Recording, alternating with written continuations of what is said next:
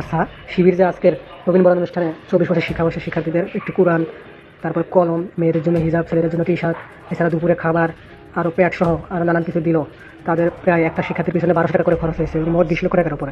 আমার কথা হচ্ছে তারা এত টাকা পাইলো কোথায়, তাদের এই টাকার সোর্স কি আমরা জানতে চাই। ভাইজান, তোমাকে স্যালুট। তুমি ভালো একটা হিসাব জানতে চেয়েছো। আমি তোমাকে ছোট্ট একটা হিসাব দিয়ে আগে সাভারে 20 জন ব্যবসায়ী আছে, বড় বড় ব্যবসায়ী যারা জামাত করে। তো তাদের কাছ থেকে তারা 20,000 টাকা করে জন প্রতি দিয়েছে, তার মানে এখানে 4 লাখ টাকা।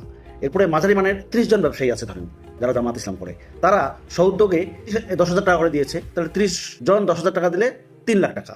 এরপরে শুভাকাঙ্ক্ষী ব্যবসায়ী যারা যারা জামাত শিবির করে, তারা ধরেন যে 40 জন, তো 40 জন 2,000 টাকা করে দিছে, তার মানে ধরে নেন এখানে 80,000।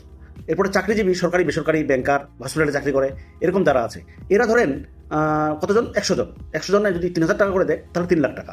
এরপর জামাত শিবির করে, সরাসরি সম্পৃক্ত জামাত শিবিরের সাথে, মানে সদস্য থেকে শুরু করে কর্মী পর্যন্ত, সমর্থক পর্যন্ত, তারা গড়ে ধরলাম আমি 200 টাকা করে। তো 200 টাকা করে হলে এখানে 5,000 যদি জামাত শিবিরের কর্মী থাকে, তাহলে 10 লাখ টাকা। এরপরে কেন্দ্র থেকে ধরেন দিয়েছে 5 লাখ টাকা, টোটাল 25 লাখ। এখন আপনি নতুন করে হিসাব নেন যে ভাই 25 লাখের মধ্যে 20 লাখ টাকা খরচ করছেন, বাকি 5 লাখ টাকা কোথায় গেল? শিবির এমন একটা সংগঠন, যে সংগঠনের 1 টাকা যদি খরচ হয়, সেই 1 টাকার ভাউচার তারা রাখে, জানেন তো।